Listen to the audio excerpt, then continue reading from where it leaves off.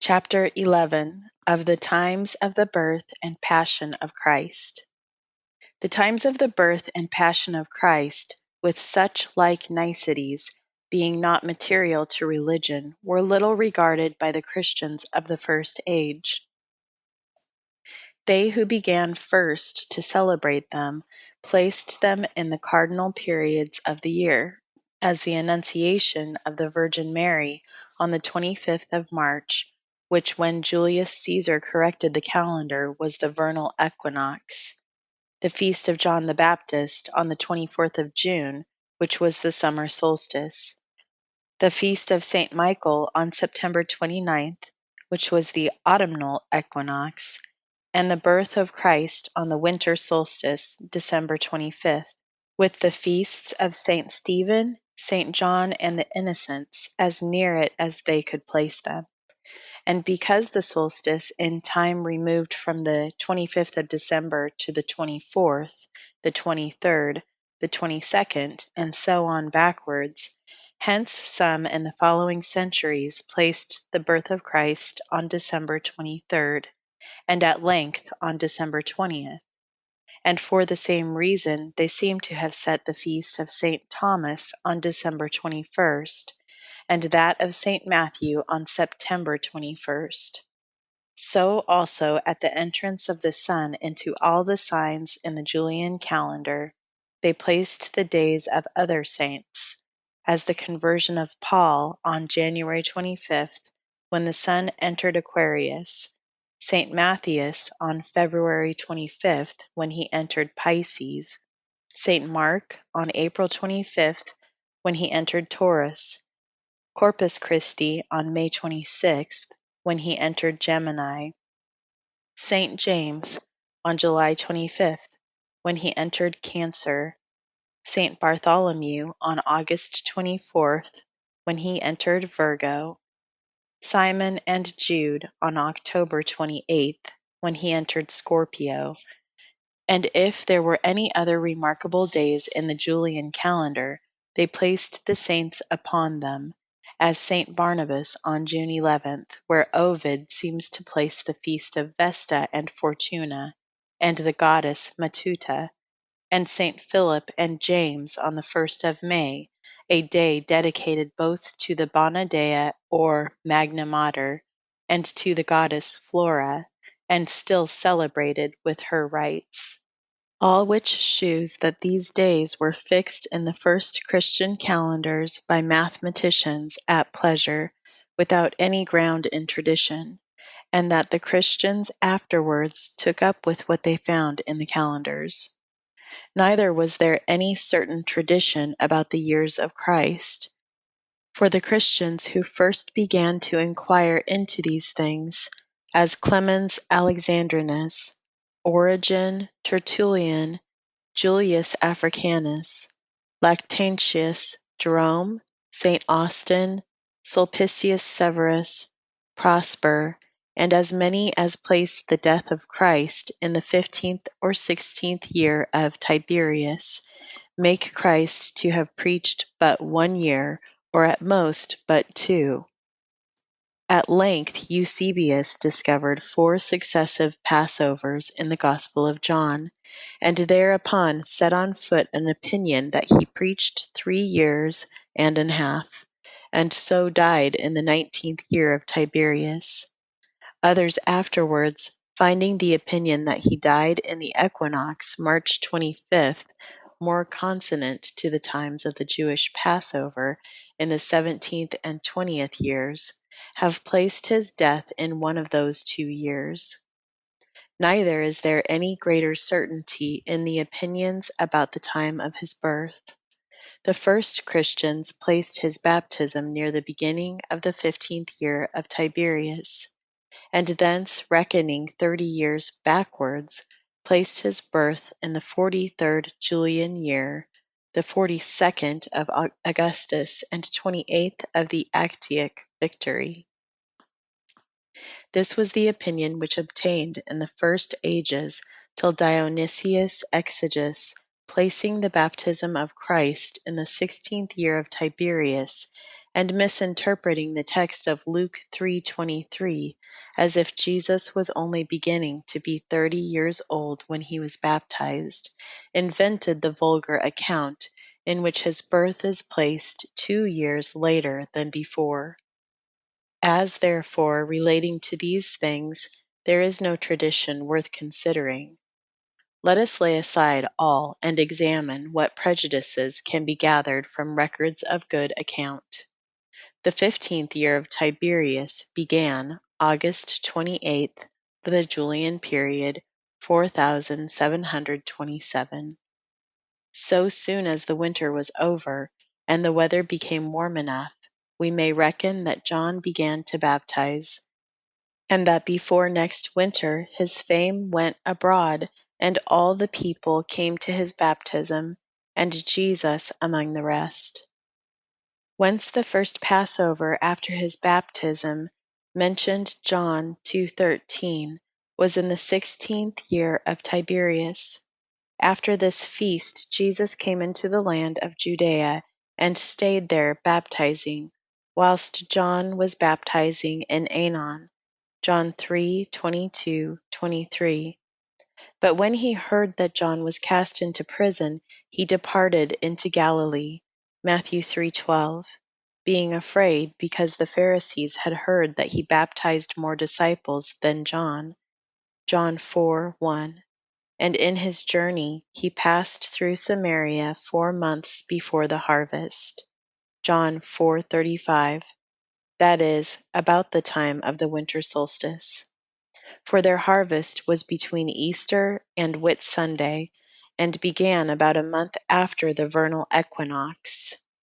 Say not ye, saith he, there are yet 4 months, and then cometh harvest?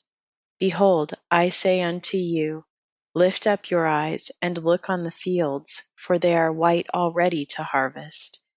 Meaning that the people in the fields were ready for the gospel, as his next words shew. John therefore was imprisoned about November in the 17th year of Tiberius, and Christ thereupon went from Judea to Cana of Galilee in December, and was received there of the Galileans, who had seen all he did at Jerusalem at the Passover. And when a nobleman of Capernaum heard he was returned into Galilee, and went to him and desired him to come and cure his son, he went not thither yet, but only said, Go thy way, thy son liveth. And the nobleman returned and found it so, and believed, he and his house. John 4. This is the beginning of his miracles in Galilee, and thus far John is full and distinct in relating the actions of his first year, omitted by the other evangelists. The rest of his history is from this time related more fully by the other evangelists than by John, for what they relate he omits. From this time, therefore, Jesus taught in the synagogues of Galilee on the Sabbath days, being glorified of all, and coming to his own city Nazareth, and preaching in their synagogue, they were offended, and thrust him out of the city, and led him to the brow of the hill on which the city was built, to cast him headlong. But he, passing through the midst of them, went his way, and came and dwelt at Capernaum. Luke 4. And by this time we may reckon the second Passover was either past or at hand. All this time Matthew passeth over in few words, and here begins to relate the preaching and miracles of Christ. When Jesus, saith he, had heard that John was cast into prison, he departed into Galilee. And leaving Nazareth, he came and dwelt at Capernaum, and from that time began to preach and say, Repent, for the kingdom of heaven is at hand. Matthew 4:12. Afterwards he called his disciples Peter, Andrew, James, and John, and then went about all Galilee, teaching in the synagogues, and healing all manners of sickness.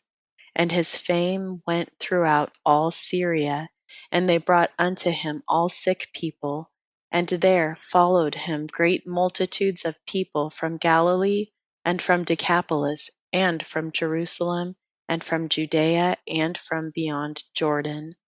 Matthew 4:18-25.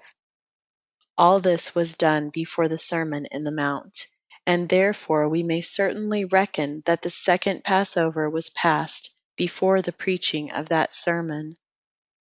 The multitudes that followed him from Jerusalem and Judea shew that he had lately been there at the feast. The Sermon in the Mount was made when great multitudes came to him from all places, and followed him in the open fields, which is an argument of the summer season. And in this sermon he pointed at the lilies of the field, then in the flower before the eyes of his auditors. Consider, saith he, the lilies of the field, how they grow. They toil not, neither do they spin. And yet Solomon in all his glory was not arrayed like one of these. Wherefore if God so clothe the grass of the field, which today is, and tomorrow is cast into the oven, Matthew 6:28. So therefore the grass of the field was now in the flower, and by consequence the month of March with the Passover was past. Let us see therefore how the rest of the feasts follow in order in Matthew's Gospel, for he was an eye-witness of what he relates, and so tells all things in due order of time, which Mark and Luke do not. Some time after the Sermon in the Mount, when the time came that he should be received, that is, when the time of a feast came that he should be received by the Jews, he set his face to go to Jerusalem. And as he went with his disciples in the way, when the Samaritans in his passage through Samaria had denied him lodgings, and a certain scribe said unto him, Master, I will follow thee whithersoever thou goest. Jesus said unto him, The foxes have holes, and the birds of the air have nests, but the Son of Man hath not where to lay his head. Matthew 8:19, Luke 9:51-57. The scribe told Christ he would bear him company in his journey, and Christ replied that he wanted a lodging. Now this feast I take to be the Feast of Tabernacles, because soon after I find Christ and his apostles on the Sea of Tiberias in a storm so great that the ship was covered with water and in danger of sinking, till Christ rebuked the winds and the sea. Matthew 8:23. For this storm shews that winter was now come on. After this Christ did many miracles, and went about all the cities and villages of Galilee, teaching in their synagogues, and preaching the gospel of the kingdom, and healing every sickness and every disease among the people. Matthew 9.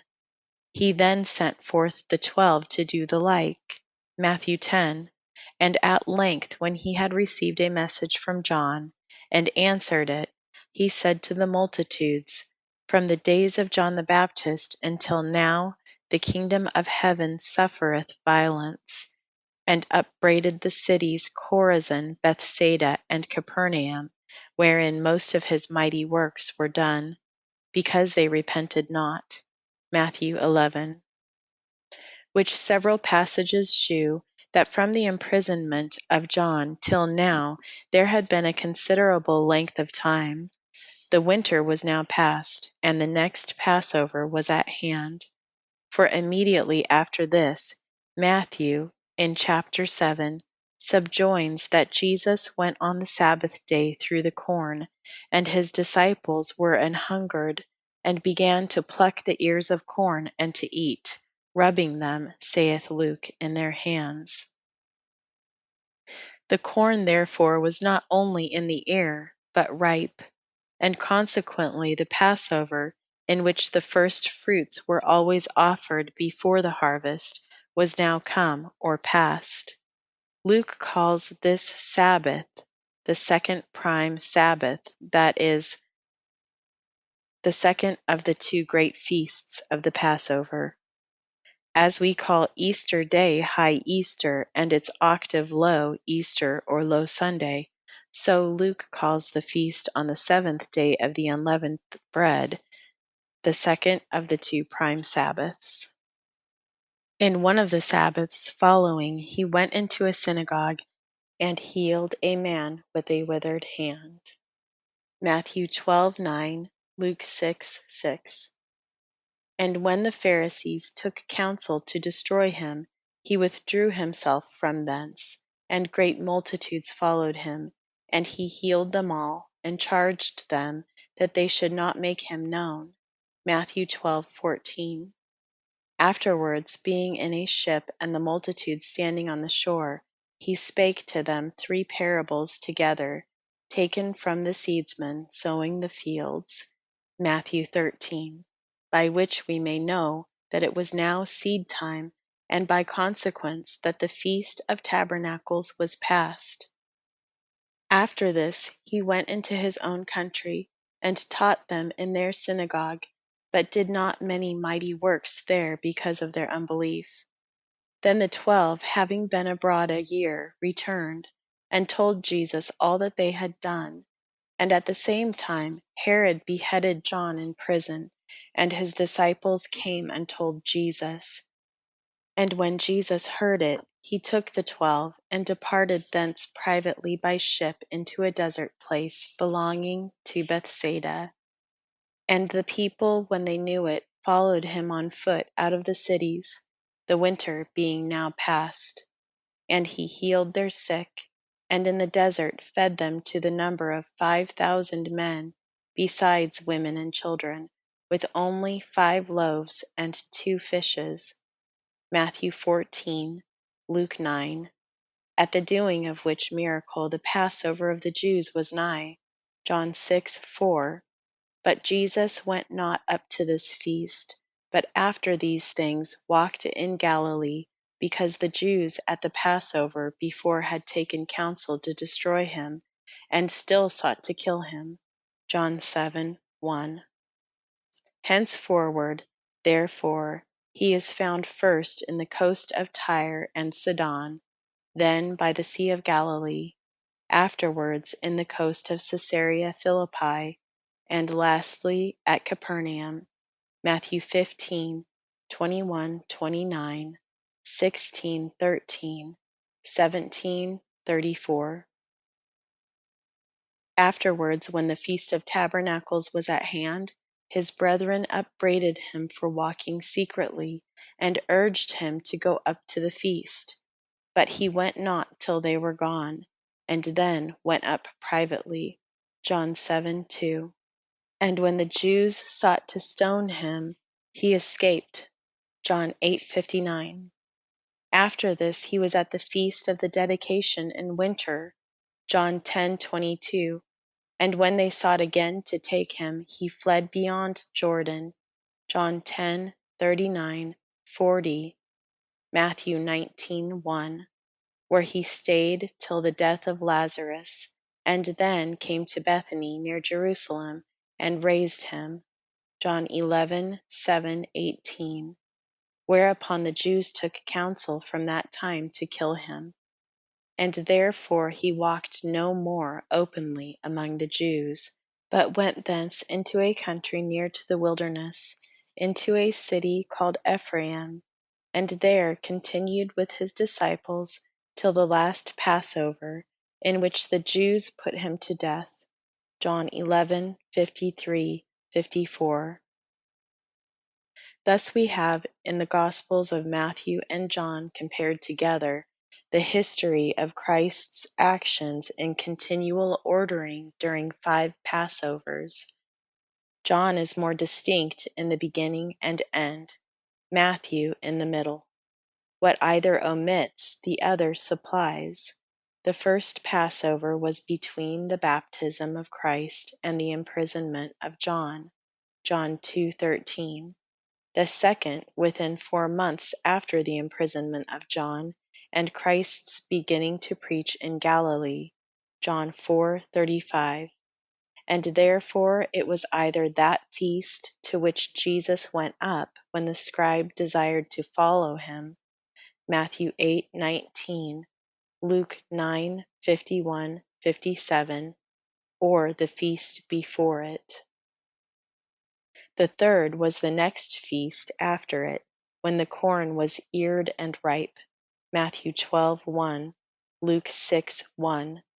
The fourth was that which was nigh at hand when Christ wrought the miracle of the 5 loaves, Matthew 14:15, John 6:4-5, and the fifth was that in which Christ suffered, Matthew 20:17, John 7:1.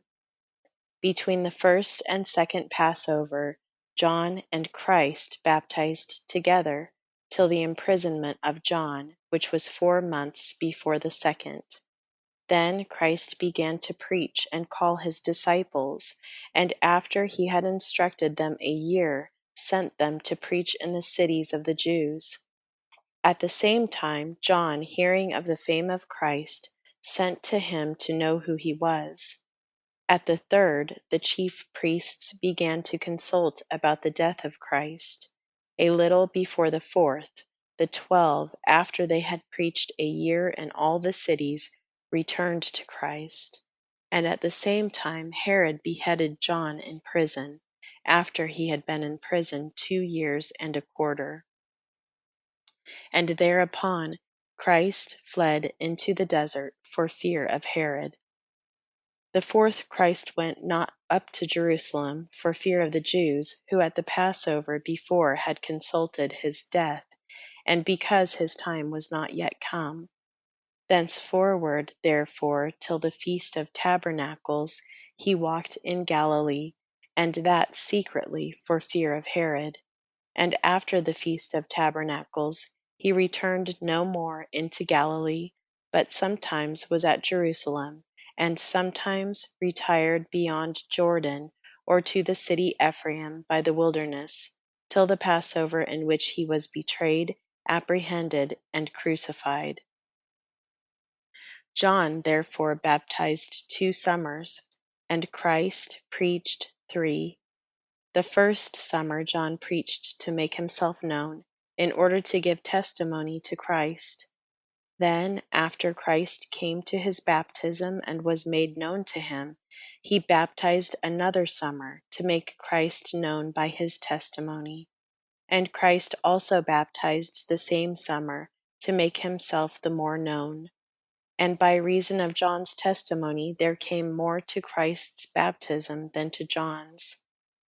The winter following John was imprisoned, and now his course being at an end, Christ entered upon his proper office of preaching in the cities. In the beginning of his preaching, he completed the number of the 12 apostles, and instructed them all the first year in order to send them abroad. Before the end of this year, his fame, by his preaching and miracles, was so far spread abroad that the Jews at the Passover following consulted how to kill him. In the second year of his preaching, it being no longer safe for him to converse openly in Judea, he sent the 12 to preach in all their cities. And in the end of the year they returned to him, and told him all they had done. All the last year the 12 continued with him to be instructed more perfectly, in order to their preaching to all nations after his death. And upon the news of John's death, being afraid of Herod as well as of the Jews, he walked this year more secretly than before, frequenting deserts and spending the last half of the year in Judea, without the dominions of Herod. Thus have we in the Gospels of Matthew and John all things told in due order, from the beginning of John's preaching to the death of Christ, and the years distinguished from one another by such essential characters that they cannot be mistaken.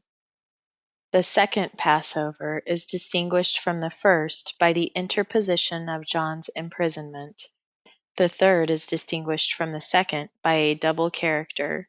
First, by the interposition of the feast to which Christ went up, Matthew 8:19, Luke 9:57, and secondly, by the distance of time from the beginning of Christ's preaching, for the second was in the beginning of his preaching, and the third so long after, that before it came Christ said, from the days of John the Baptist until now, and upbraided the cities of Galilee for their not repenting at his preaching, and mighty works done in all that time. The fourth is distinguished from the third by the mission of the 12 from Christ to preach in the cities of Judea in all the interval. The fifth is distinguished from all the former by the 12's being returned from preaching, and continuing with Christ during all the interval between the fourth and fifth, and by the passion and other infallible characters. Now, since the first summer of John's baptizing fell in the 15th year of the Emperor Tiberius, and by consequence the first of these 5 Passovers in his 16th year, the last of them, in which Jesus suffered, will fall on the 20th year of the same emperor, and by consequence, in the consulship of Fabius and Vitellius, in the 79th Julian year, and year of Christ 34, which was the sabbatical year of the Jews. And that it did so, I further confirm by these arguments.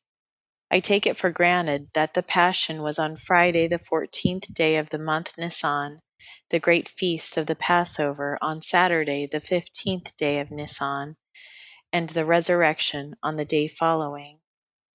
Now the 14th day of Nisan always fell on the full moon next after the vernal equinox, and the month began at the new moon before, not at the true conjunction, but at the first appearance of the new moon.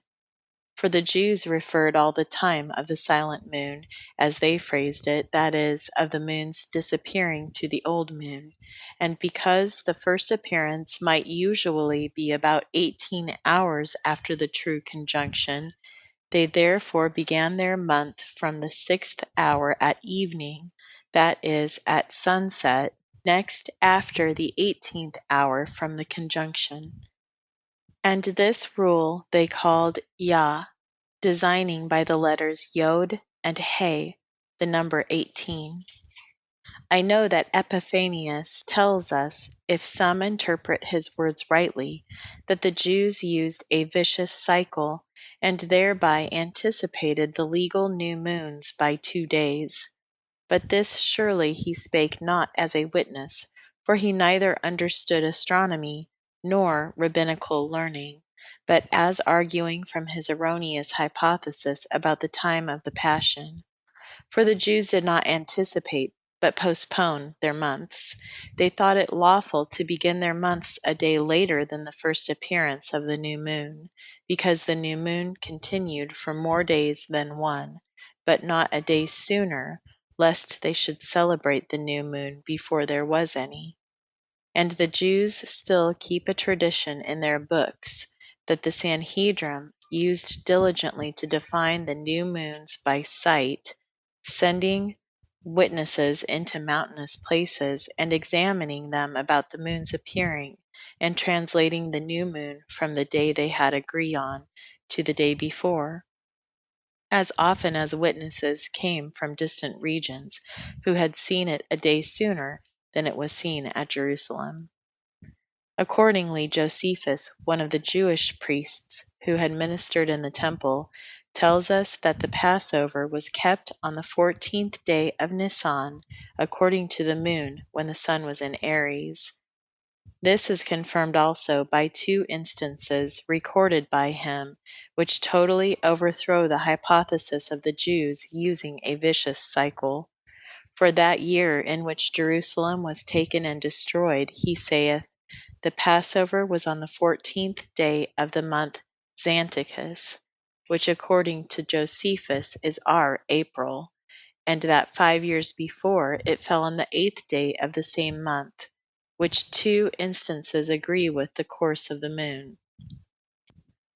Computing therefore the new moons of the first month, according to the course of the moon and the rule Yah, and thence counting 14 days, I find that the 14th day of this month in the year of Christ 31 fell on Tuesday, March 27th, in the year 32 on Sunday, April 13th, in the year 33 on Friday, April 3rd, in the year 34 on Wednesday, March 24th, or rather for avoiding the equinox which fell on the same day, and for having a fitter time for harvest on Thursday, April 22nd, also in the year 35, on Tuesday, April 12th, and in the year 36, on Saturday, March 31st. But because the 15th and 21st days of Nisan, and a day or two of Pentecost, and the 10th, 15th, and 22nd of Tisri were always sabbatical days or days of rest, and it was inconvenient on 2 Sabbaths together to be prohibited burying their dead and making ready fresh meat, for in that hot region their meat would be apt in 2 days to corrupt. To avoid these and such like inconveniences, the Jews postponed their months a day, as often as the first day of the month Tisri, or, which is all one, the third of the month Nisan, was Sunday, Wednesday, or Friday, and this rule they called Adu, by the letters Aleph, Resh, Vav, signifying the numbers 1, 4, 6. That is, the first, fourth, and sixth days of the week, which days we call Sunday, Wednesday, and Friday. Postponing therefore by this rule the months found above, the 14th day of the month Nisan will fall in the year of Christ 31, on Wednesday, March 28th, in the year 32, on Monday, April 14th, in the year 33, on Friday, April 3rd, in the year 34, on Friday, April 23rd, in the year 35, on Wednesday, April 13th, and in the year 36, on Saturday, March 31st.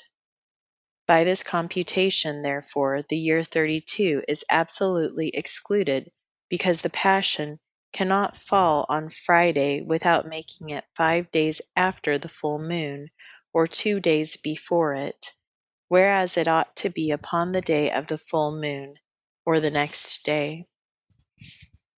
For the same reason, the years 31 and 35 are excluded, because in them the Passion cannot fall on Friday without making it 3 days after the full moon, or 4 days before it. Errors so enormous that they would be very conspicuous in the heavens to every vulgar eye.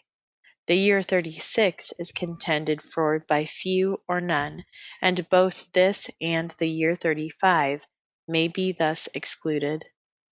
Tiberius, in the beginning of his reign, made Valerius Gratus president of Judea, and after 11 years substituted Pontius Pilate, who governed 10 years. Then Vitellius, newly made president of Syria, deprived him of his honor, substituting Marcellus, and at length sent him to Rome. But, by reason of delays, Tiberius died before Pilate got thither. In the meantime, Vitellius, after he had deposed Pilate, came to Jerusalem in the time of the Passover to visit the province as well as others in the beginning of his office, and in the place of Caiaphas, then high priest, created Jonathas, the son of Ananus, or Annas, as he is called in Scripture. Afterwards, when Vitellius was returned to Antioch, he received letters from Tiberius to make peace with Artabanus, king of the Parthians. At the same time, the Alans, by the solicitation of Tiberius, invaded the kingdom of Artabanus, and his subjects also, by the procurement of Vitellius, soon after rebelled. For Tiberius thought that Artabanus, thus pressed with difficulties, would more readily accept the condition of peace. Artabanus, therefore, straightway gathering a greater army, oppressed the rebels, and then, meeting Vitellius at Euphrates, made a league with the Romans. After this, Tiberius commanded Vitellius to make war upon Aretas, king of Arabia. He therefore, leading his army against Aretas, went together with Herod to Jerusalem to sacrifice at the public feast which was then to be celebrated, where being received honorably, he stayed 3 days, and in the meanwhile translated the high priesthood from Jonathas to his brother Theophilus. And the 4th day, receiving letters of the death of Tiberius, made the people swear allegiance to Caius, the new emperor, and recalling his army, sent them into quarters. All this is related by Josephus, Antiquities, 18, circa 6-7. Now Tiberius reigned 22 years and 7 months, and died March 16th in the beginning of the year of Christ 37. And the feast of the Passover fell on April 20th, following, that is, 35 days after the death of Tiberius, so that there were about 36 or 38 days for the news of his death to come from Rome to Vitellius at Jerusalem. Which, being a convenient time for that message, confirms that the feast which Vitellius and Herod now went up to was the Passover. For had it been the Pentecost, as is usually supposed, Vitellius would have continued 3 months ignorant of the emperor's death, which is not to be supposed. However, the things done between this feast and the Passover which Vitellius was at before, namely, the stirring up a sedition in Parthia, the quieting that sedition, the making a league after that with the Parthians, the sending news of that league to Rome, the receiving new orders from thence to go against the Arabians, and the putting those orders in execution, required much more time than the 50 days between the Passover and Pentecost of the same year, and therefore the Passover which Vitellius first went up to was in the year before. Therefore Pilate was deposed before the Passover A.C. 36, and by consequence the Passion of Christ was before that Passover, for he suffered not under Vitellius, nor under Vitellius and Pilate together, but under Pilate alone. Now it is observable that the high priesthood was at this time become an annual office, and the Passover was the time of making a new high priest. For Gratus, the predecessor of Pilate, saith Josephus, made Ishmael high priest after Ananus, and a while after, suppose a year, deposed him and substituted Eleazar, and a year after Simon, and after another year Caiaphas, and then gave way to Pilate. So Vitellius at one Passover made Jonathas his successor to Caiaphas, and at the next Theophilus to Jonathas. Hence Luke tells us that in the 15th year of Tiberius, Annas and Caiaphas were high priests, that is, Annas till the Passover, and Caiaphas afterwards. Accordingly, John speaks of the high priesthood as an annual office, for he tells us again and again in the last year of Christ's preaching that Caiaphas was high priest for that year. John 11:49, 51, 18, 13. And the next year Luke tells you that Annas was high priest. Acts 4:6. Theophilus was therefore made high priest in the 1st year of Caius, Jonathas in the 22nd year of Tiberius, and Caiaphas in the 21st year of the same emperor. And therefore, allotting a year to catch, the Passion, when Annas succeeded Caiaphas, could not be later than the 20th year of Tiberius, A.C. 34. Thus there remain only the years 33 and 34 to be considered, and the year 33 I exclude by this argument. In the Passover, 2 years before the Passion, when Christ went through the corn, and his disciples plucked the ears and rubbed them with their hands to eat, this ripeness of the corn shews that the Passover then fell late, and so did the Passover A.C. 32, April 14th. But the Passover A.C. 31, March 28th, fell very early. It was not therefore 2 years after the year 31, but 2 years after 32 that Christ suffered. Thus all the characters of the Passion agree to the year 34, and that is the only year to which they all agree. Chapter 12 of the Prophecy of the Scripture of Truth. The kingdoms represented by the second and third beasts, or the bear and leopard, are again described by Daniel in his last prophecy written in the 3rd year of Cyrus over Babylon, the year in which he conquered Persia. For the prophecy is a commentary upon the vision of the ram and he-goat. Behold, chapter 11, 2, 3, 4, saith he,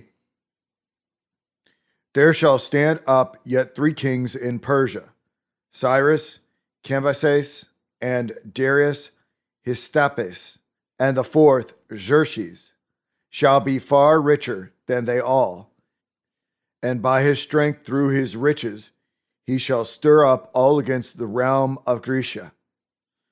And a mighty king, Alexander the Great, shall stand up, that shall rule with great dominion, and do according to his will.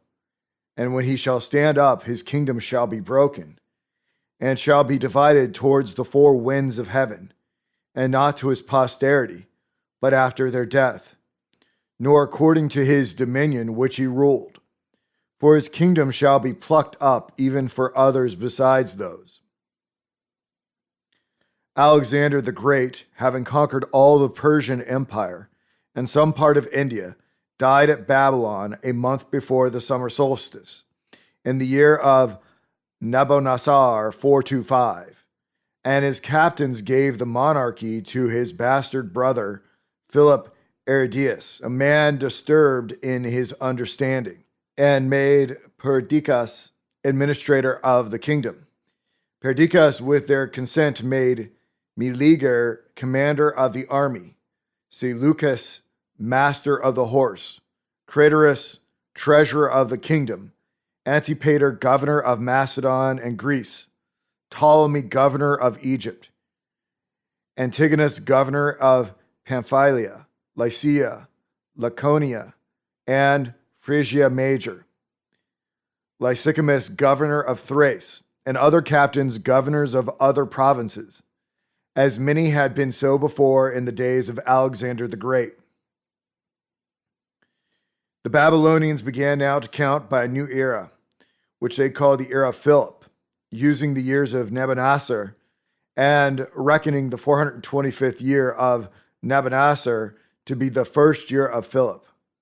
Roxana, the wife of Alexander, being left big with child, and about 3 or 4 months after, brought to bed of a son. They called him Alexander, saluted him king, and joined him with Philip, whom they had before placed in the throne. Philip reigned 3 years under the administratorship of Perdiccas, 2 years more under the administratorship of Antipater, and above a year more under that of Polyperchon. In all 6 years and 4 months, and then was slain with his queen Eurydice in September, by the command of Olympias, the mother of Alexander the Great. The Greeks, being disgusted at the cruelties of Olympias, revolted to Cassander, the son and successor of Antipater. Cassander, affecting the dominion of Greece, slew Olympias, and soon after shut up the young king Alexander with his mother Roxana in the castle of Amphipolis, under the charge of Glaucius and Nomadas 432. The next year, Ptolemy, Cassander, and Lysicamus, by means of Seleucus formed a league against Antigonus, and after certain wars made peace with him, and Nabonidus 438. Upon these conditions that Cassander should command the forces of Europe till Alexander the son of Roxana came to age, and that Lysimachus should govern Thrace, Ptolemy, Egypt, and Libya, and Antigonus all Asia. Seleucus had possessed himself of Mesopotamia, Babylonia, Susiana, and Media the year before. About 3 years after Alexander's death, he was made governor of Babylon by Antipater, then was expelled by Antigonus, but now he recovered and enlarged his government over a great part of the east, which gave occasion to a new era called Era Seleucidarum. Not long after the peace made with Antigonus, Diodorus saith the same Olympic year, Cassander, seeing that Alexander the son of Roxana grew up, and that it was discoursed throughout Macedonia, that it was fit he should be set at liberty, and take upon him the government of his father's kingdom, commanded by Glaucius, the governor of the castle, to kill Roxana and the young king Alexander her son, and conceal their deaths. Then Polypicon set up Hercules, the son of Alexander the Great, by Barsine, to be king, and soon after, at the solicitation of Cassander, caused him to be slain. Soon after that, upon a great victory at sea, got by Demetrius, the son of Antigonus, over Ptolemy, Antigonus took upon himself the title of king and gave the same title to his son. This was Nabonidus 441. After his example, Seleucus, Cassander, Lysimachus, and Ptolemy took upon themselves the title and dignity of kings, having abstained from this honor while there remained any of Alexander's race to inherit the crown. Thus, the monarchy of the Greeks, for want of an heir, was broken into several kingdoms, 4 of which, ceded to the 4 winds of heaven, were very eminent. For Ptolemy reigned over Egypt, Libya, and Ethiopia, Antigonus over Syria and the Lesser Asia, Lysimachus over Thrace, Cassander over Macedon, Greece, and Epirus, as above. Seleucus at this time reigned over the nations which were beyond Euphrates and belonged to the bodies of the 2 first beasts. But after 6 years he conquered Antigonus and thereby became possessed of one of the 4 kingdoms.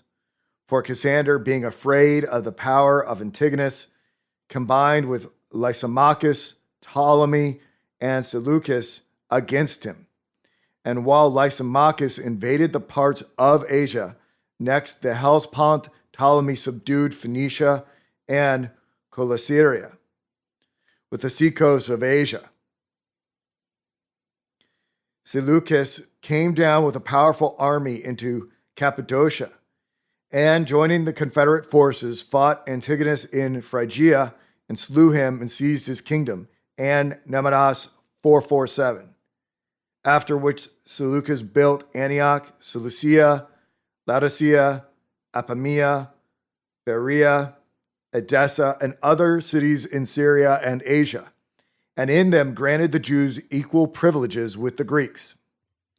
Demetrius, the son of Antigonus, retained but a small part of his father's dominions, and at length lost Cyprus to Ptolemy. But afterwards, killing Alexander, the son and successor of Cassander, king of Macedon, he seized his kingdom and Nabonidus 454.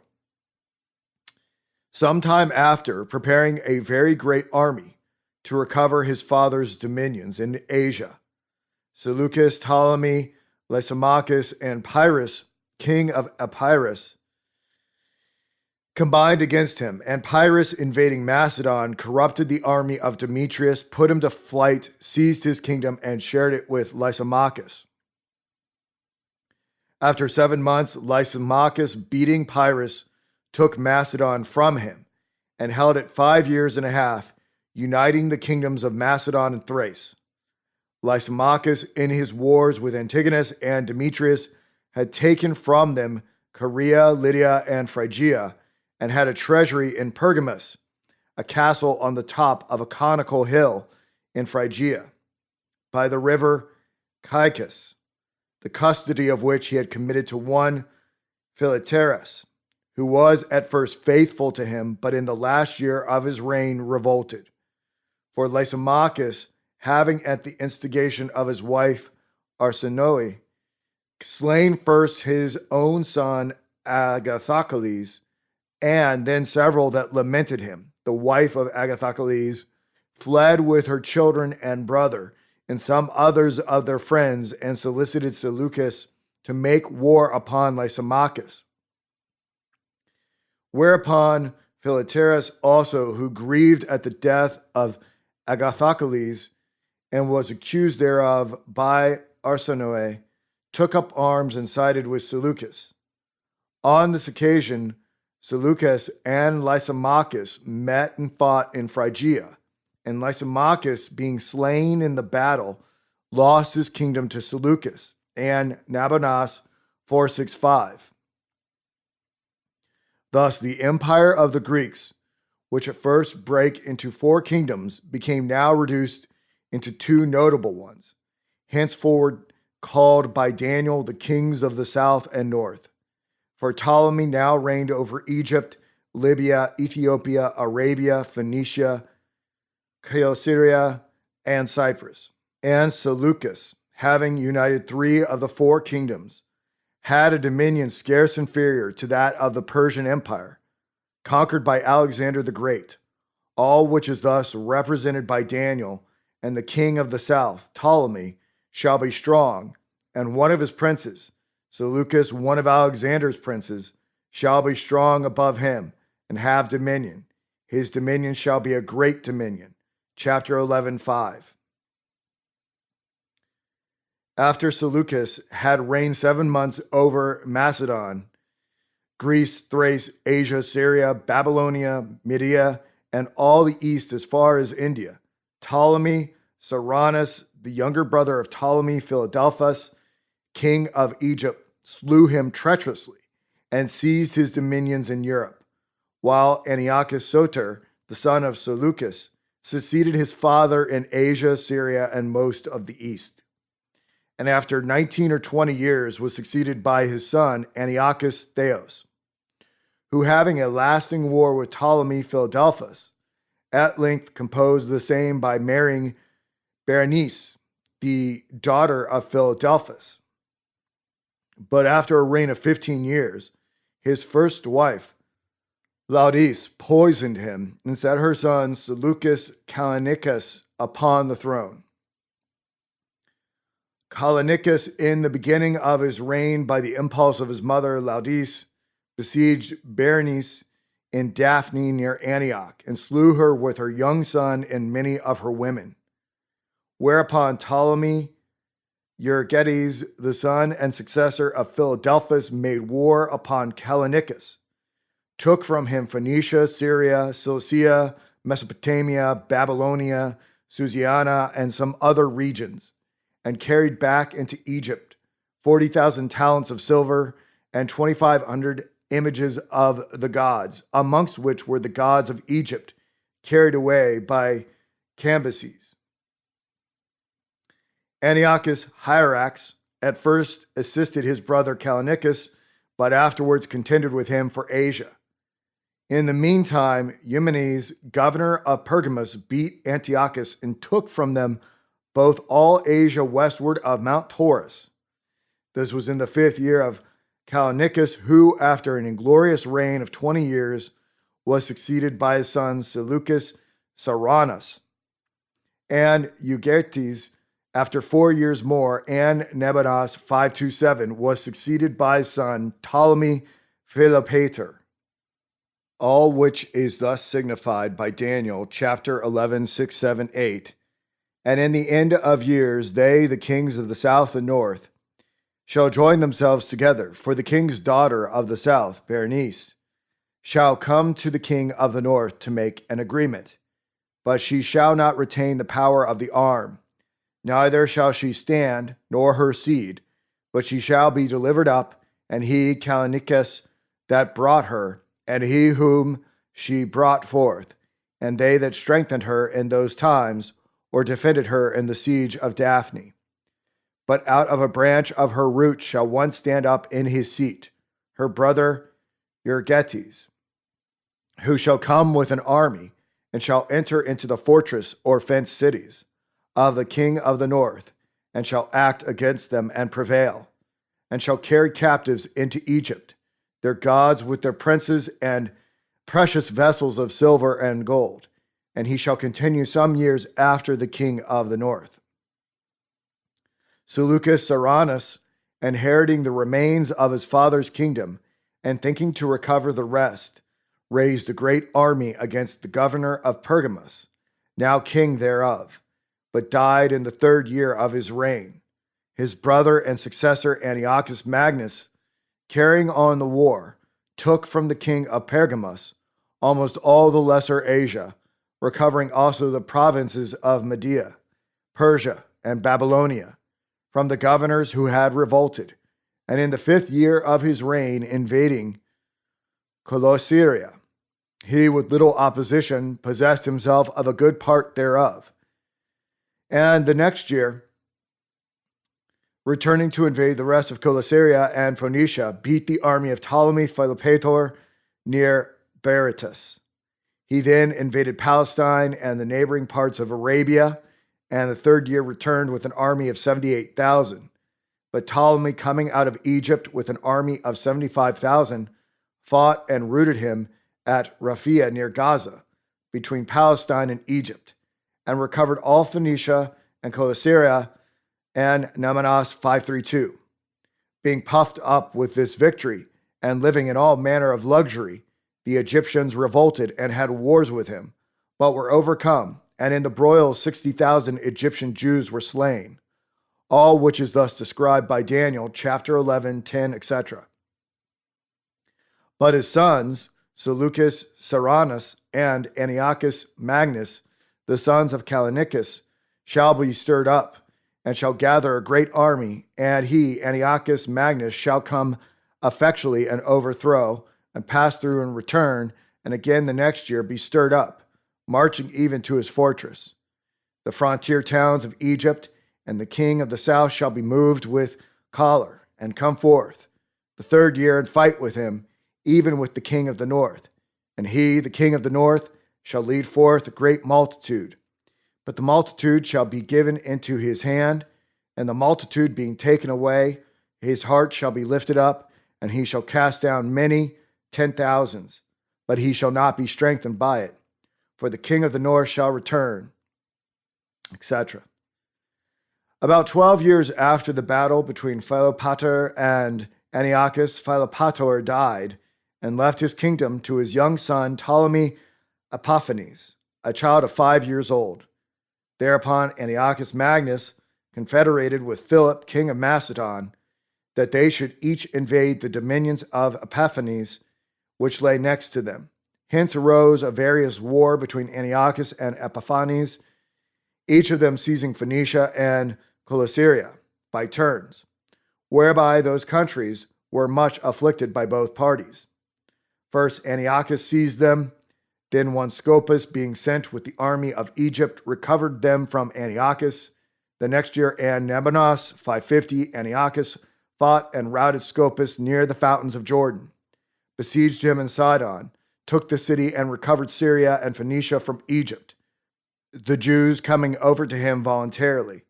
But about 3 years after, preparing for a war against the Romans, he came to Raphia on the borders of Egypt, made peace with Epiphanes, and gave him his daughter Cleopatra.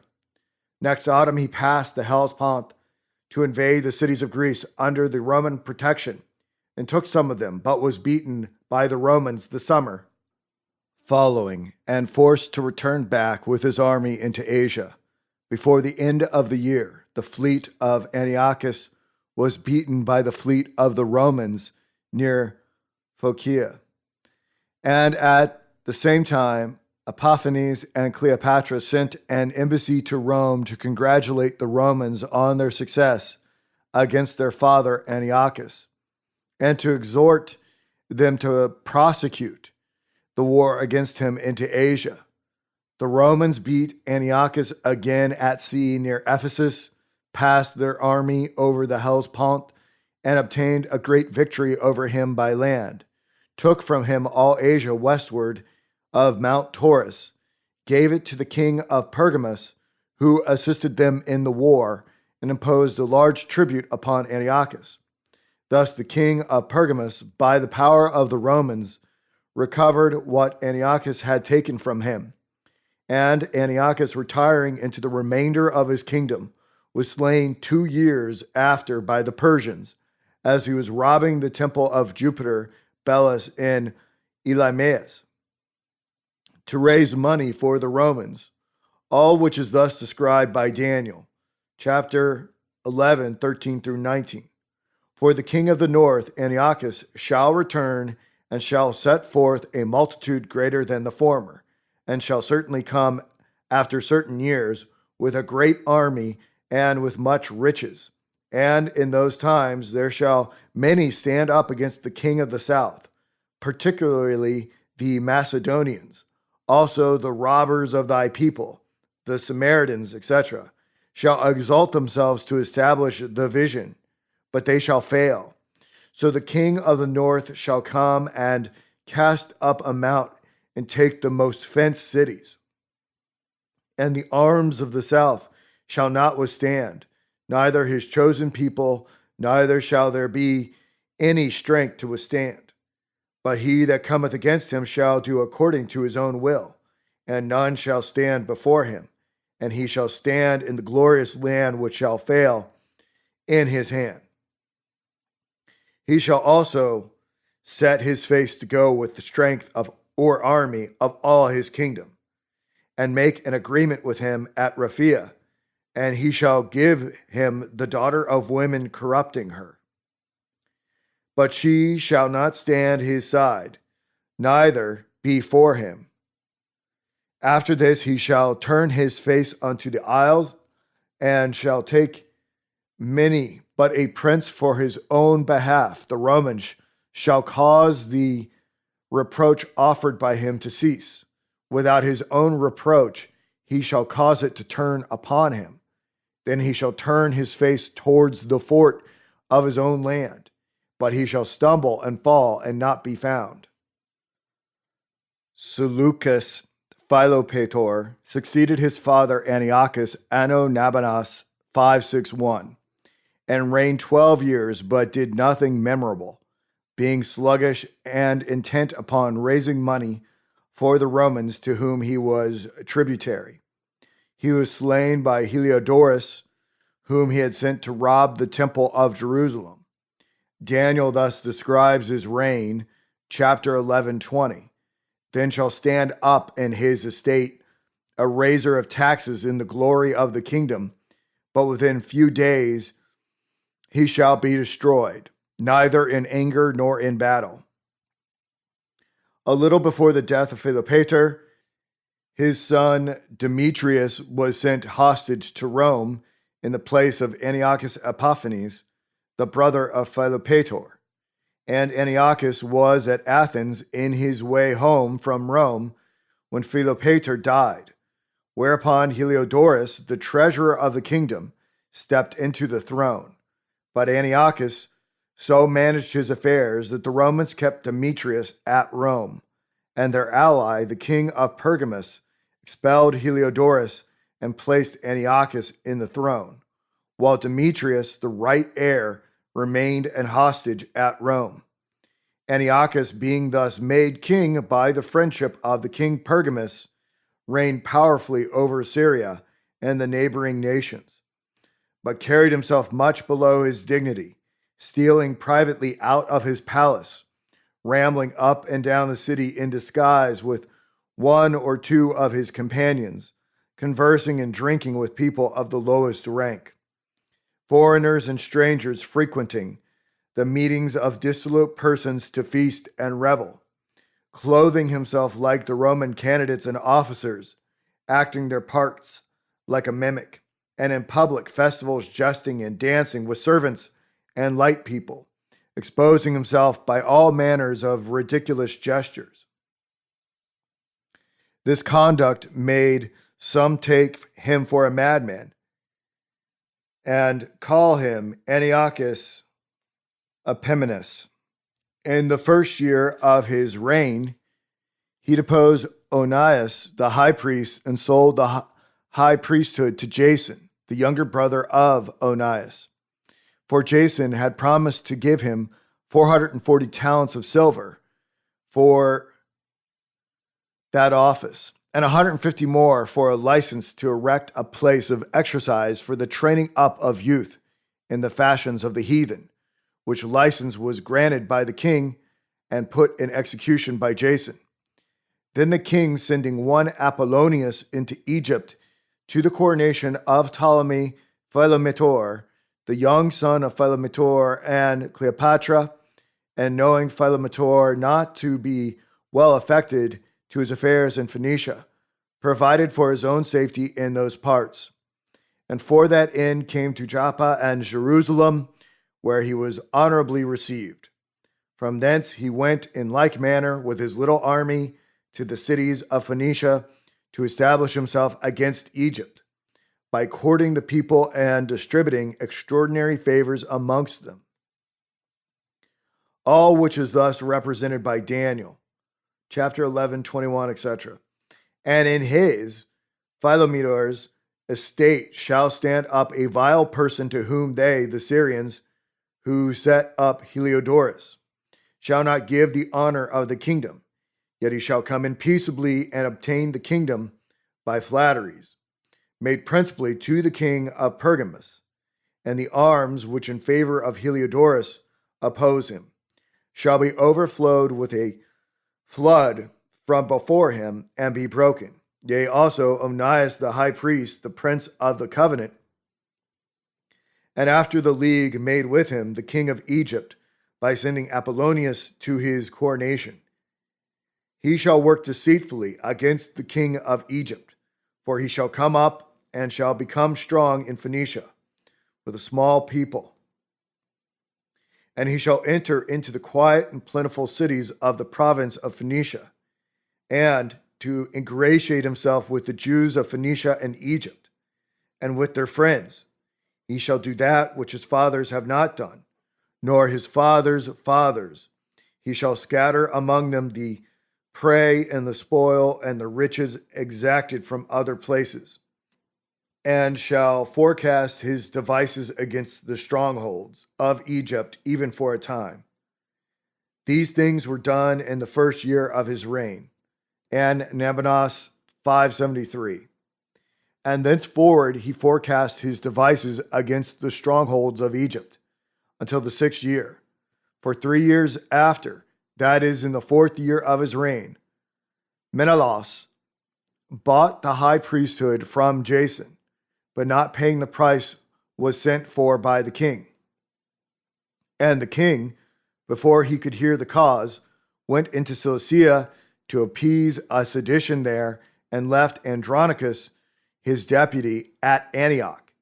In the meantime, the brother of Menelaus, to make up the money, conveyed several vessels out of the temple, selling some of them at Tyre, and sending others to Andronicus.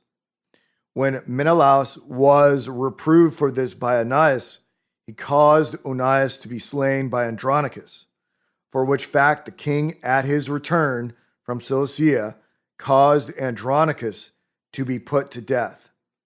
Then Antiochus prepared his second expedition against Egypt, which he performed in the 6th year of his reign, and Nabonas 578. For upon the death of Cleopatra, the governors of her son, the young king of Egypt, claimed Phoenicia and Coelesyria from him as her dowry, and to recover those countries raised a great army. 2 Maccabees 3:5-8 and 4:4.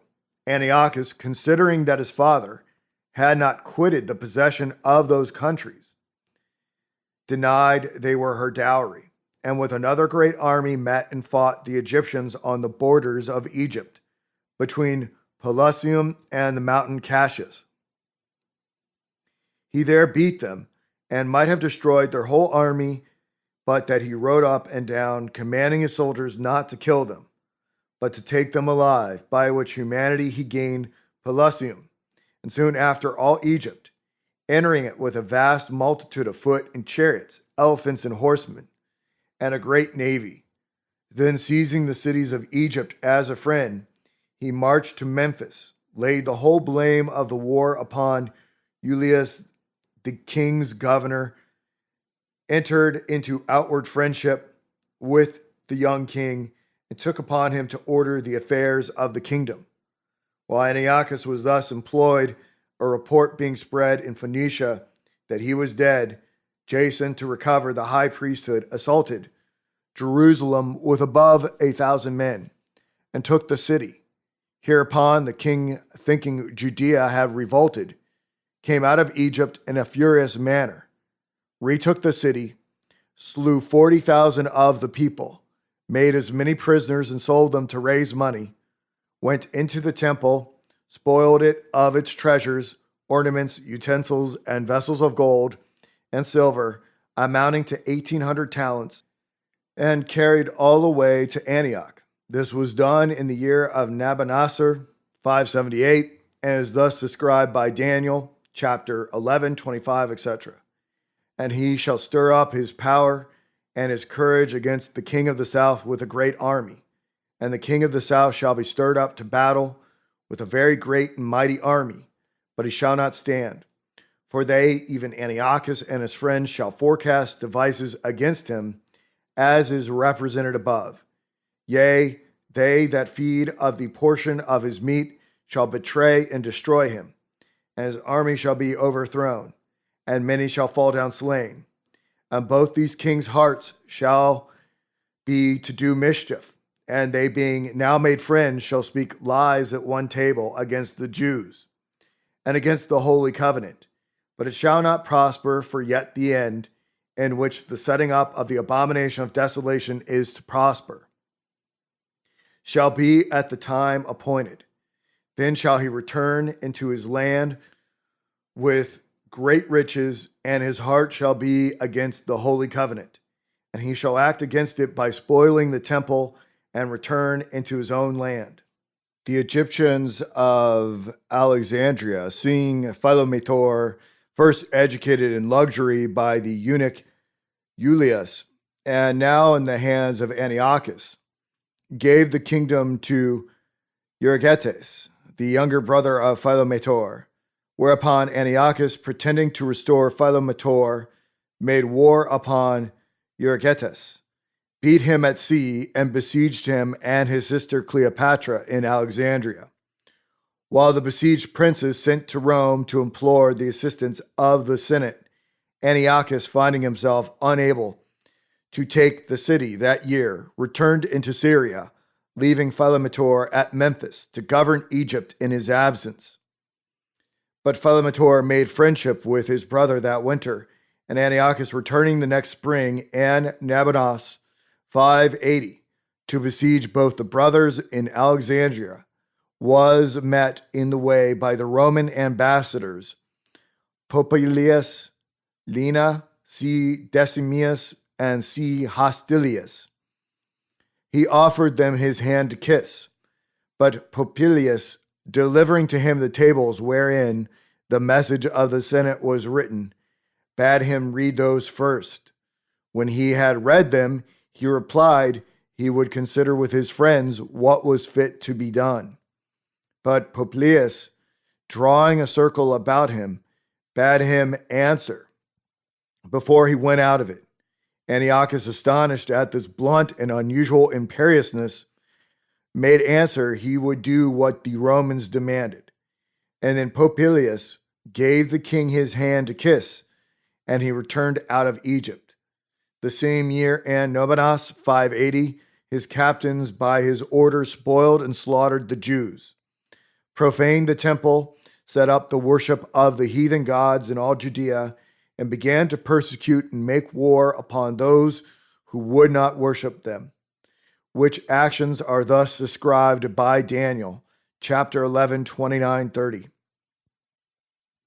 At the time appointed he shall come again towards the south, but the latter shall not be as the former, for the ships of Chittim shall come with an embassy from Rome against him.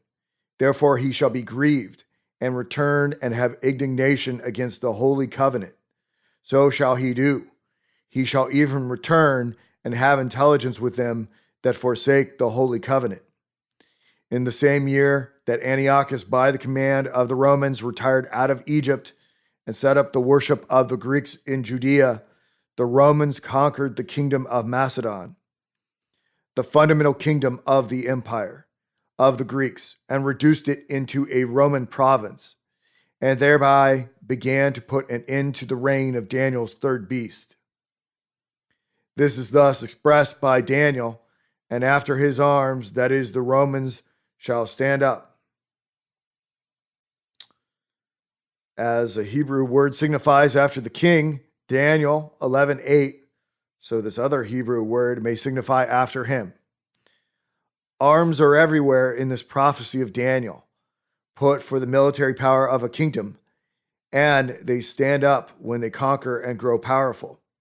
Hitherto, Daniel described the actions of the kings of the north and south, but upon the conquest of Macedon by the Romans, he left off describing the actions of the Greeks and began to describe those of the Romans in Greece. They conquered Macedon, Illyricum, and Epirus in the year of Nabonassar 580, 35 years after, by the last will and testament of Attalus, the last king of Pergamus. They inherited that rich and flourishing kingdom, that is, all Asia westward of Mount Taurus, 69 years after they conquered the kingdom of Syria and reduced it into a province, and 34 years after they did the like to Egypt. By all these steps, the Roman arms stood up over the Greeks, and after 95 years more, by making war upon the Jews, they polluted the sanctuary of strength and took away the daily sacrifice, and then placed the abomination of desolation. For this abomination was placed after the days of Christ. Matthew 24:15. In the 16th year of the Emperor Adrian, AC 132, they placed this abomination by building a temple to Jupiter Capitolinus, where the temple of God in Jerusalem had stood. Thereupon the Jews, under the conduct of Bachakab, rose up in arms against the Romans, and in the war had 50 cities demolished, 985 of their best towns destroyed, and 580,000 men slain by the sword. And in the end of the war, AC 136, were banished Judea upon pain of death, and thenceforward the land remained desolate of its old inhabitants. In the beginning of the Jewish war in Nero's reign, the apostles fled out of Judea with their flocks, some beyond Jordan to Pella, and other places, some into Egypt, Syria, Mesopotamia, Asia Minor, and elsewhere. Peter and John came into Asia, and Peter went thence by Corinth to Rome, but John, staying in Asia, was banished by the Romans into Patmos as the head of a party of the Jews, whose nation was in war with the Romans. By this dispersion of the Christian Jews, the Christian religion, which was already propagated westward as far as Rome, spread fast into all the Roman Empire, and suffered many persecutions under it till the days of Constantine the Great and his sons. All which is thus described by Daniel. And such as do wickedly against the covenant shall he who places the abomination cause to dissemble and worship the heathen gods. But the people among them who do know their God shall be strong in act, and they that understand among the people shall instruct many. Yet they shall fall by the sword, and by flame, and by captivity, and by spoil many days. Now when they shall fall, they shall be holpen with a little help, viz. in the reign of Constantine the Great, And at that time, by reason of their prosperity, many shall come over to them from among the heathen, and cleave to them with dissimulation. But of those of understanding there shall still fall to try God's people by them, and to purge them from the dissemblers, and to make them white even to the time of the end, because it is yet for a time appointed. Hitherto the Roman Empire continued entire, and under this dominion the little horn of the he-goat continued mighty, but not by his own power. But now, by the building of Constantinople and endowing it with a senate and other like privileges with Rome, and by the division of the Roman Empire into the two temples of the Greeks and Latins, headed by those two cities, chapter 1136, etc., a new scene of things commences, in which a king, the empire of the Greeks, doth according to his will, and by setting his own laws above the laws of God, exalts and magnifies himself above every god, and speaks marvelous things against the God of gods, and shall prosper till the indignation be accomplished. Neither shall he regard the God of his fathers, nor the lawful desire of women in matrimony, nor any god, but shall magnify himself above all, and in his seat he shall honor Mahuzims, that is, strong guardians, the souls of the dead, even with a God whom his fathers knew not shall he honor them. In their temples with gold and silver, and with precious stones and valuable things, all which relates to the overspreading of the Greek Empire, with monks and nuns who placed holiness in abstinence from marriage, and to the invocation of saints and veneration for their relics, and such like superstitions, which these men introduced in the 4th and 5th centuries. And at that time of the end, the king of the south, or the empire of the Saracens, shall push at him, chapter 1140, etc., and the king of the north, or empire of the Turks, shall come against him like a whirlwind, with chariots and with horsemen, with many ships, and he shall enter into the countries of the Greeks, and shall overflow and pass over. He shall enter also into the glorious land, and many countries shall be overthrown. But these shall escape out of his hand, even Edom and Moab, and the chief of the children of Ammon, that is, those to whom his caravans pay tribute. He shall stretch forth his hand also upon the countries, and the land of Egypt shall not escape, but he shall have power over the treasures of gold and silver, and over all the precious things of Egypt. And the Libyans and Ethiopians shall be at his steps. All these nations compose the empire of the Turks, and therefore this empire is here to be understood by the king of the north. They compose also the body of the he-goat, and therefore the goat still reigns in his last horn, but not by his own power. Chapter 13. Of the king who did according to his will, and magnified himself above every god, and honored Mahuzims, and regarded not the desire of women. In the first ages of the Christian religion, the Christians of every city were governed by a council of presbyters, and the president of the council was the bishop of the city. The bishop and presbyters of one city meddled not with the affairs of another city, except by admonitory letters or messages. Nor did the bishops of several cities meet together in council before the time of the emperor Commodus, for they could not meet together without the leave of the Roman governors of the provinces. But in the days of that emperor they began to meet in provincial councils by the leave of the governors. First in Asia, in opposition to the Cataphrygian heresy, and soon after in other places and upon other occasions.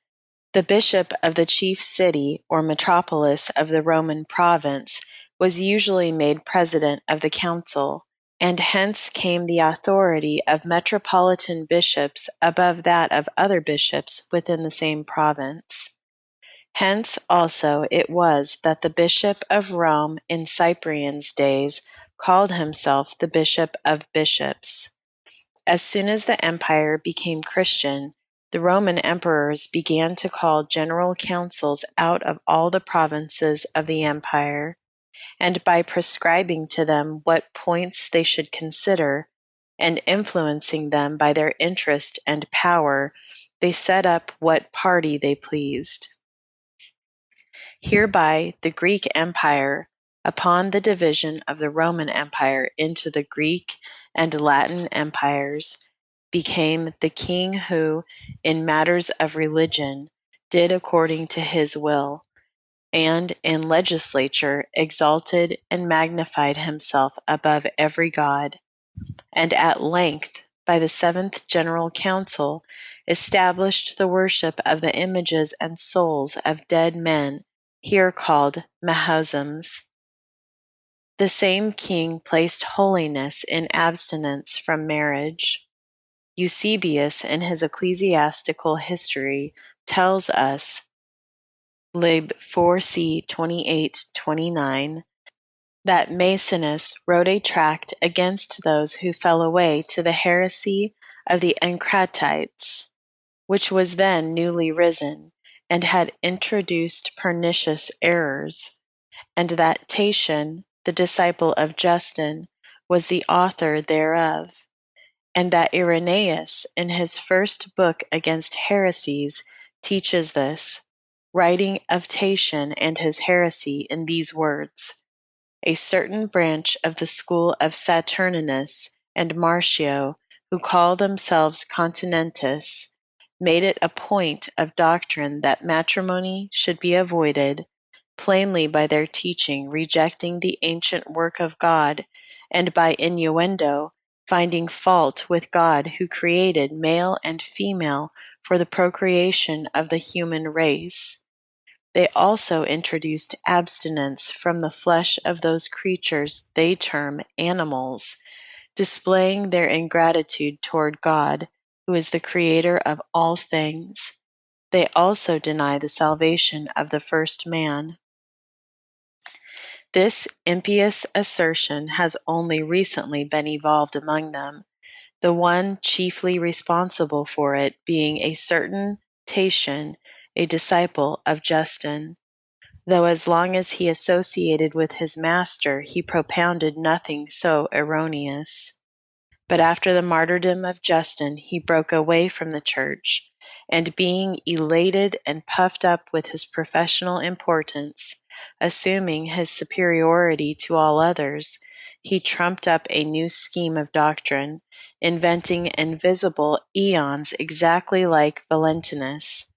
He also asserted with Saturninus and Martio that marriage was mere lechery and lust, and invented original and novel arguments to overthrow the doctrine of Adam's salvation.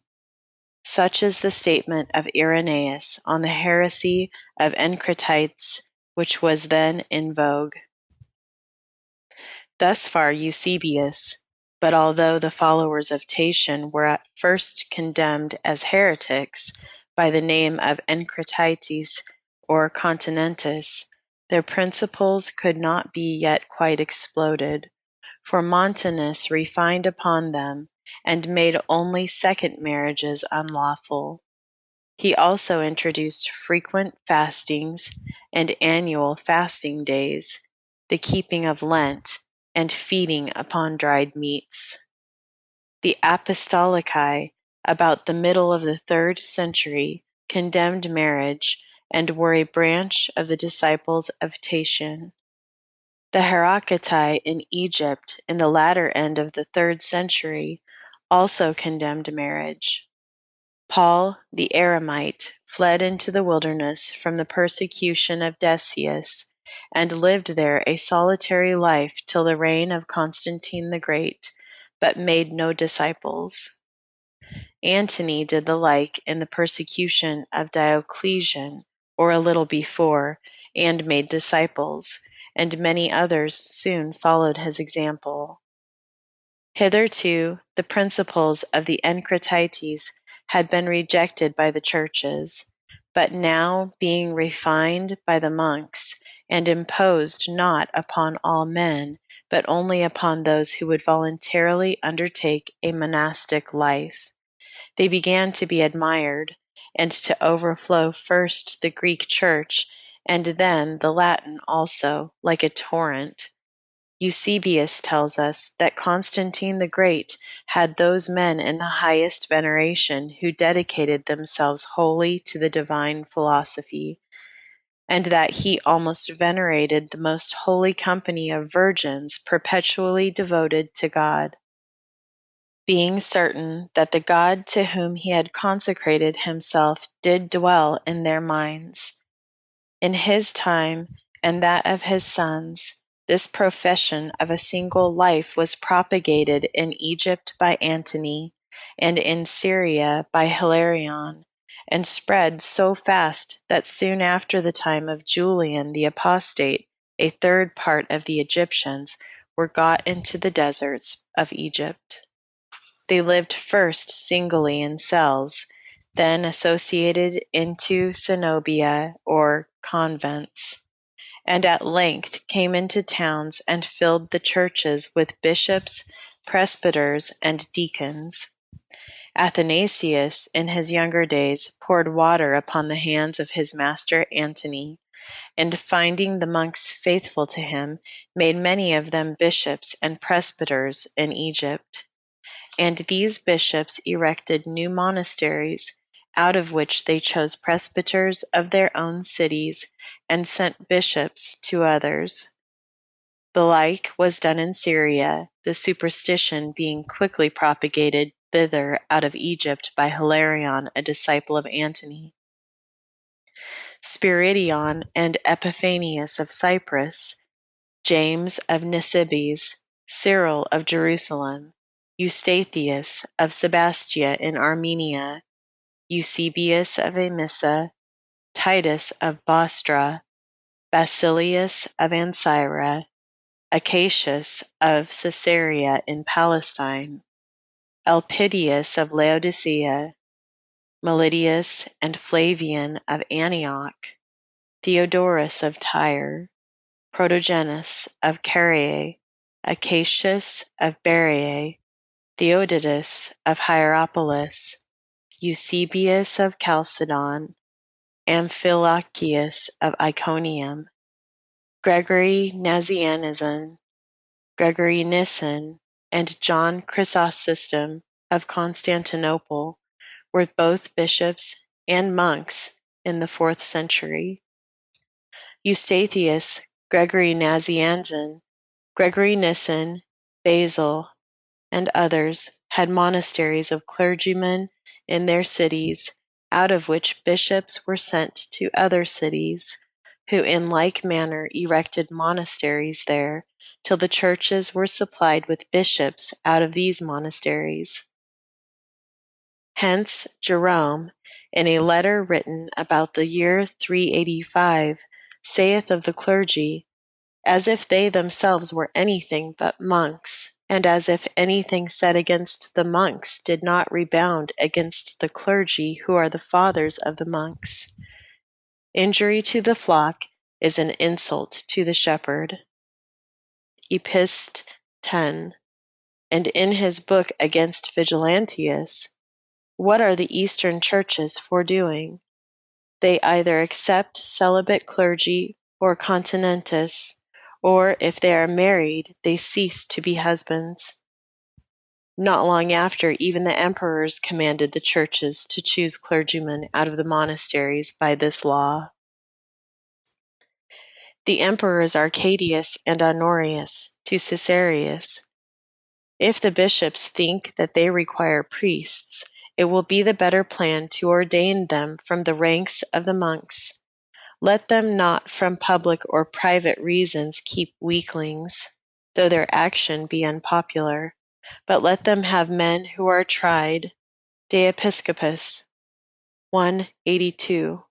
See here the reference at the bottom of page 270. The Greek Empire being now in the hands of these Encratites, and having them in great admiration, Daniel makes it a characteristic of the king who doth according to his will, that he should not regard the desire of women. Thus the sect of the Encratites, set on foot by the Gnostics and propagated by Tatian and Montanus near the end of the 2nd century, which was condemned by the churches of that and the 3rd century, and refined upon by their followers, overspread the Eastern churches in the 4th century, and before the end of it began to overspread the Western. Henceforward the Christian churches, having a form of godliness, but denying the power thereof, came into the hands of the Encratites, and the heathens, who in the 4th century came over in great numbers to the Christians, embraced more readily this sort of Christianity as having a greater affinity with their old superstitions than that of the sincere Christians, who by the lamps of the 7 churches of Asia, and not by the lamps of the monasteries, had illuminated the Church Catholic during the first 3 centuries. The Cataphrygians brought in also several other superstitions, such as were the doctrine of ghosts, and of their punishment in purgatory with prayers and oblations for mitigating that punishment, as Tertullian teaches in his books De Anima and De Monogamia. They used also the sign of the cross as a charm, so Tertullian in his book A Soldier's Crown. At every advancement or promotion, at every going out and coming in, at our clothes, at our shoes, at the baths, at the tables, at the lights, at the rooms, at the furniture, in a word, at whatever our daily life brings us into contact with, we imprint on our forehead the sign of the cross.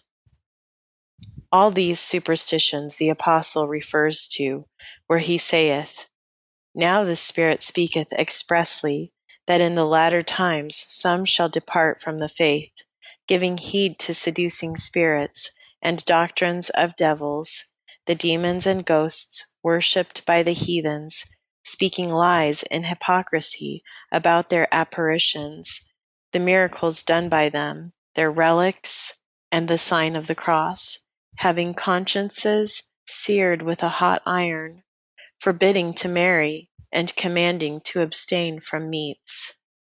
1 Timothy 4:1-3.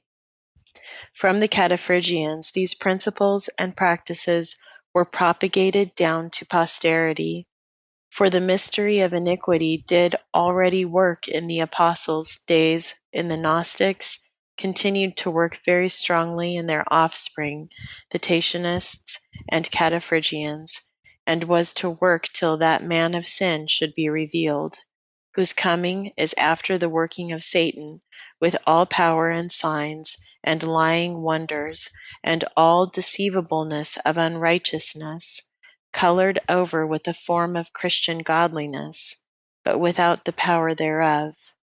2 Thessalonians 2:7-10. For though some stop was put to the Cataphrygian Christianity by provincial councils till the 4th century, yet the Roman emperors then turning Christians, and great multitudes of heathens coming over in outward profession, these found the Cataphrygian Christianity more suitable to their old principles of placing religion in outward forms and ceremonies, holy days and doctrines of ghosts, than the religion of the sincere Christians. Wherefore they readily sided with the Cataphrygian Christians, and established that Christianity before the end of the 4th century. By this means, those of understanding, after they had been persecuted by the heathen emperors in the 3 first centuries, and were holpen with a little help by the conversion of Constantine the Great and his sons to the Christian religion, fell under new persecutions, to purge them from the dissemblers, and to make them white, even to the time of the end.